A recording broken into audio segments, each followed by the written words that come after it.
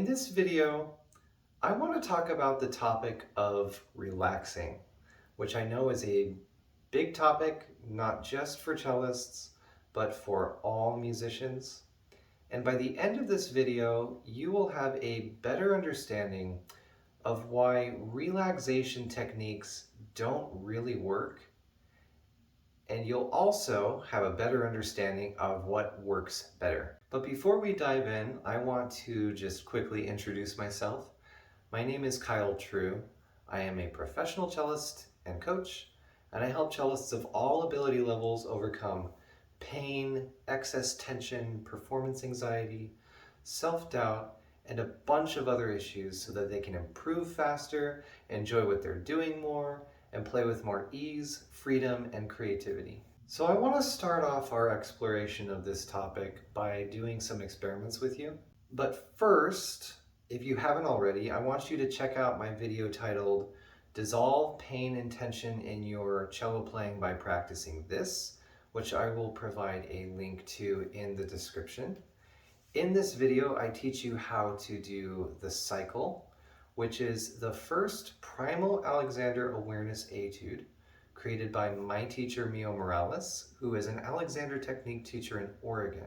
The cycle will introduce you to the gentle self-observation process that we'll be using in these experiments. It'll also help you become more sensitive to what's happening to you as a whole, which will help you get the most out of these experiments. You'll still get something out of them, I think, if you haven't learned the cycle yet, but you're going to get much more benefit out of this if you've already learned the cycle. So we're going to be doing 2 experiments today.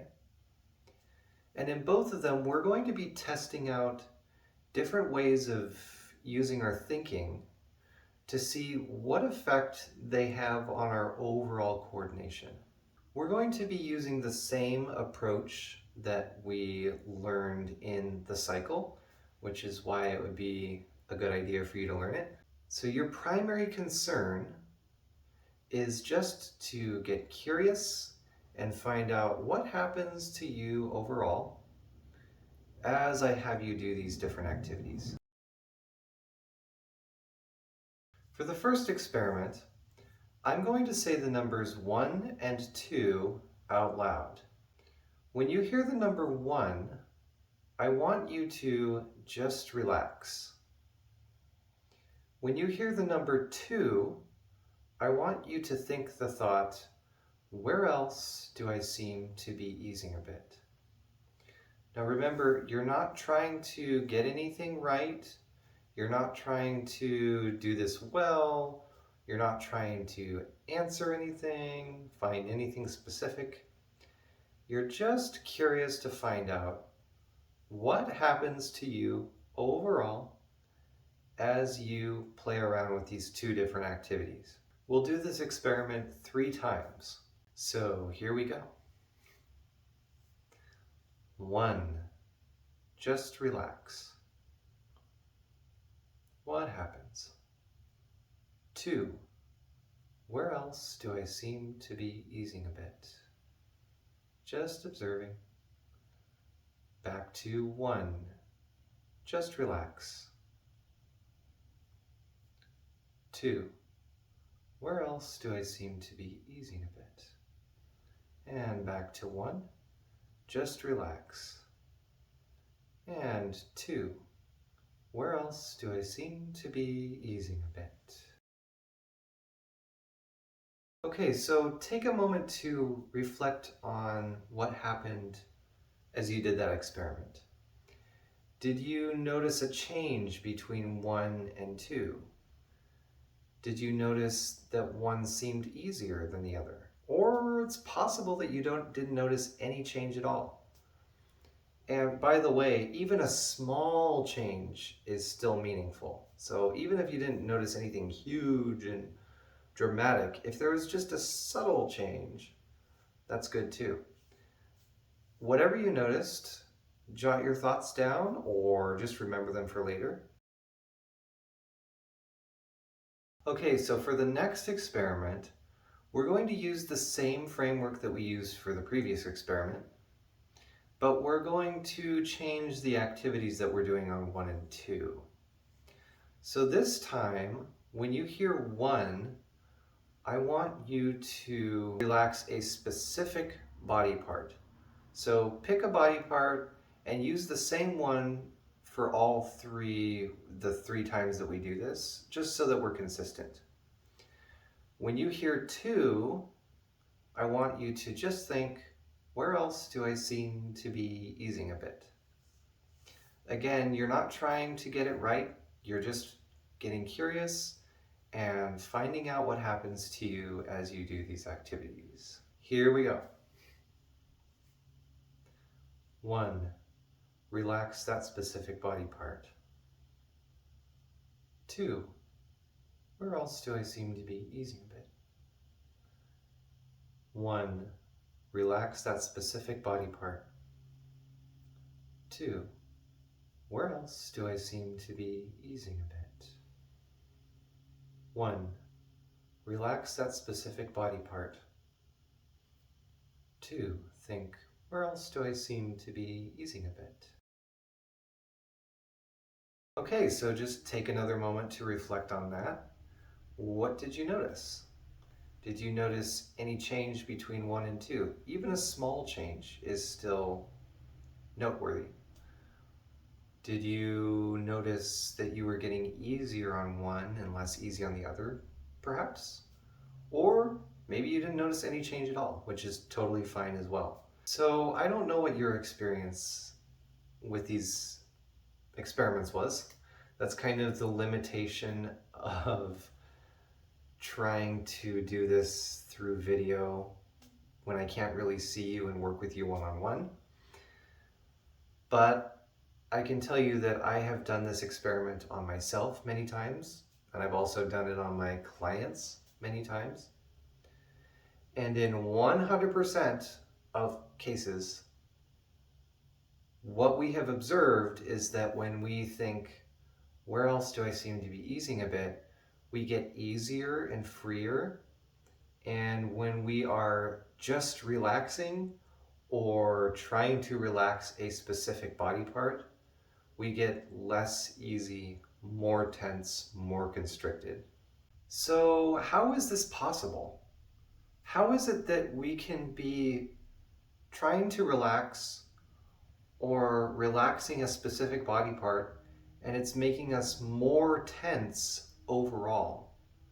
Well, it actually has to do with our ideas about relaxing and also the way we are directing our attention.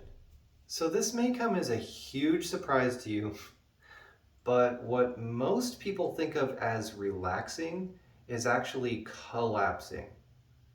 So when we're collapsing, we're pulling ourselves down and we are increasing the amount of tension in our whole system. Now, why do we have this misunderstanding of relaxing?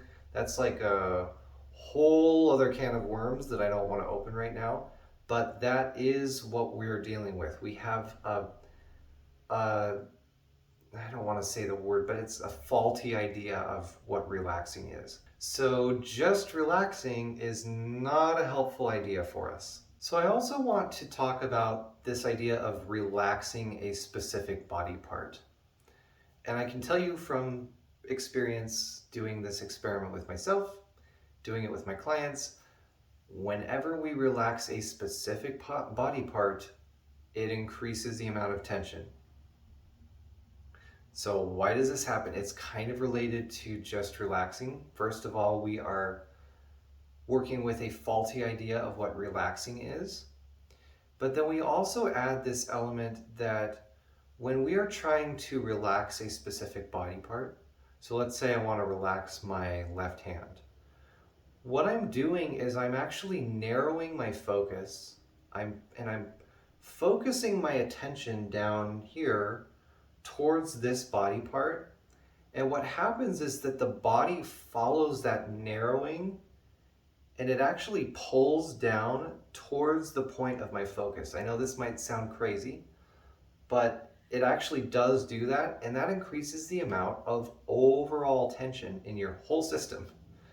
And this actually points out a very important discovery that F.M. Alexander made when he was working on himself and he discovered the Alexander technique.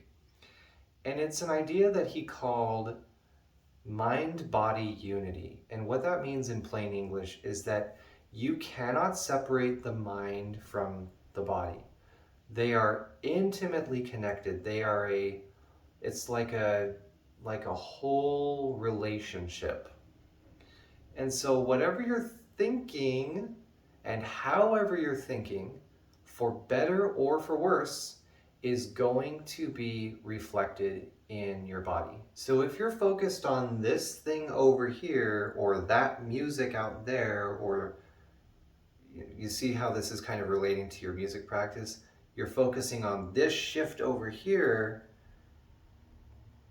there's no way around it. Your body is going to narrow and get pulled down towards wherever you're focusing, and that is going to increase the amount of overall tension in your system. And here's the thing, the body then sends that information back up into your mind, and it increases the amount of overall tension in your mind. And now that overall tension gets sent back through the body and increases the overall tension in your body. So it becomes a vicious feedback loop. So if you really want to be able to play your cello with ease and freedom and no excess tension, you need a reliable and consistent way to take care of your thinking so that it isn't getting in the way of this amazing instrument, which is our whole selves, doing what it was designed to do. See, we get it all wrong. We think that our bodies are uncooperative and we have to force them to do what we want in a very direct, hands-on way, but we don't. When you have a clear idea of what you want and you know how to awaken that sense of childlike curiosity and openness, and you know how to get out of the way, your desires flow easily through your nervous system and flow out through your body unimpeded, and also at a much higher level than when you're trying to control everything directly. And you also learn much faster. Now I know this probably sounds really weird and kind of woo-wooey to you, but it really isn't. I've had enough experience doing this and teaching this to clients to know that it works. But getting out of the way, awakening that curiosity, and really taking care of yourself as you're playing your cello or doing any activity is a skill. And it's not one that we're really taught. So in order to really get the benefit out of it, you have to practice it consistently. So if you have learned the cycle and you have committed to doing that, you are already on the way. You're already practicing those skills. And you can get pretty far by just committing to doing that one etude 2 times a day, every day. However, there can be a lot of pitfalls when you start working this way. And that's why it can be so helpful to have a coach to guide you through it and to provide you with an objective pair of eyes that can catch you when you're falling back into those unhelpful patterns. And let me tell you, it's going to happen over and over and over again. Speaking from personal experience. So start with the cycle and commit to doing that. And when you are ready for more personalized help, feel free to email me at kyle@kyletruecellist.com. We can set up a free consultation to find out what your needs are and how I can best assist you. If you liked this video, hit the like button. If you know any other struggling cellists out there, share this video with them. I would love to help as many cellists as I can. If you have any questions, comments, anything you'd like me to address in a future video, leave a comment down below. If you have not subscribed yet, click subscribe and hit the bell icon so that you can get notified when I post new videos. Thank you for joining me today, and I will see you in the next one. Bye!